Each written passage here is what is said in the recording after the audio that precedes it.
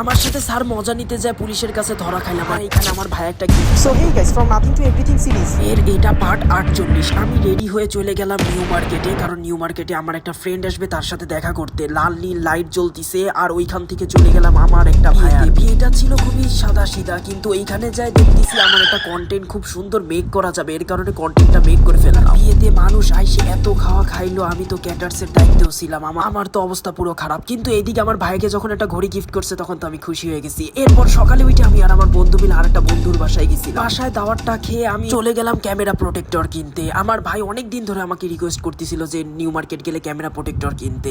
এই টাইমে দেখতেছি আমার একটা স্যারের সাথে দেখা, আর তার পাশে ছিল পুলিশরা। স্যার এমন ভাবে সাথে মজা নিতেছিল যে পুলিশরাও তাকায় পড়ছে। আমি তো ভাবছিলাম আমার ধরে নিয়ে যাবে। যাই হোক, তারপরে চা খাইলাম, এরপর চলে গেলাম মসজিদ। তারপর একটা রিক্সাওয়ালা মামারে নিয়ে চলে গেলাম ডিম খাইতে। এই ডিমটা বলে অনেক ফেমাস, যেখানে চাটনি দিয়ে দেয়। তারপর আর একটা জায়গায় মুড়ি মাখা খাওয়া যায়, সেইখানে চলে গেলাম স্যারের সাথে মুড়ি মাখা খেতে। দিনটা এরকমই ছিল 10 out of 10।